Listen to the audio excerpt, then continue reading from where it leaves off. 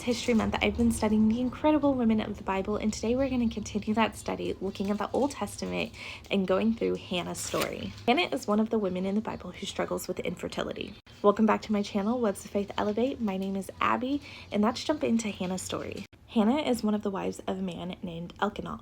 She is claimed to be kind of his primary wife, and she's the only wife who doesn't have kids. So every year when they go up to worship and sacrifice to the Lord, he gives a double portion for Hannah because he, I guess, prefers her. But to Hannah, he gave a double portion because he loved her, and the Lord had closed her womb.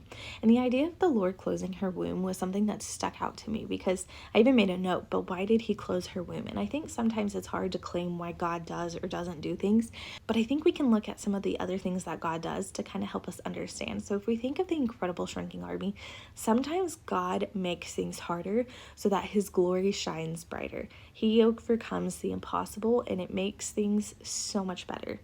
So going on through this story, so every year that he goes up, Hannah goes up too, and she goes and she prays, and it says she weeps bitterly, and she says, Lord Almighty, if you will only look on your servant's misery and remember me, and not forget your servant, but give her a son, then I will give him to the Lord for all the days of his life, and no razor will ever be used on his head.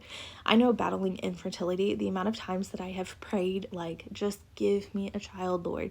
However, to see Hannah pray and say that I'll give you my child, like, I'll give him back to you. Just let me have this kid. Like, I'll sacrifice the joys of raising him. I'll sacrifice the joys of motherhood if you just honor me with this. That's an intense faith and an intense promise that I'm trying to get that way. She goes up, she's praying, and she's crying. Eli, who's a priest of the Lord, sees her, and he's like, okay, why are you drunk? And she's like, I'm not drunk. I'm hurt and I'm broken.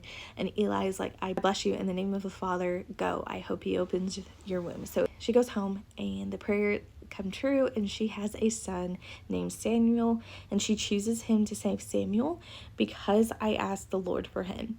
It says that Samuel sounds close to the Hebrew word for heard by God.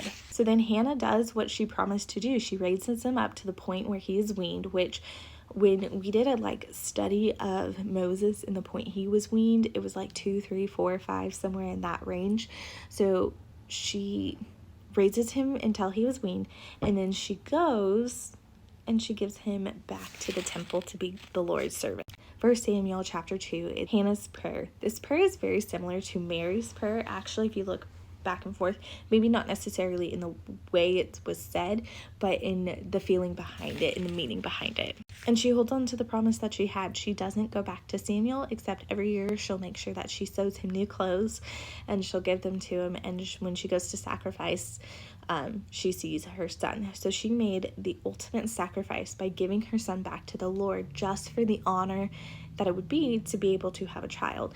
Because at that time, not having a child was equated to sin, and not having a child would have made her an outcast. And she wanted to not feel that way. She didn't want her life to be looked at as if she was sinful, and I know we're all sinful, but publicly shamed for this. So she was willing to give up that child in order for God to utilize him. However, she just wanted that honor and that privilege, and God blessed her with it. She did go on to have more children, so she did get kind of the joys in the motherhood, but she never forgot her first son. Through Hannah's story, even though it seems similar to Sarah's story in the fact that they were barren and they were able to conceive a child, and this child went on to do amazing things, Hannah's story, we can see that she was so consistent to God.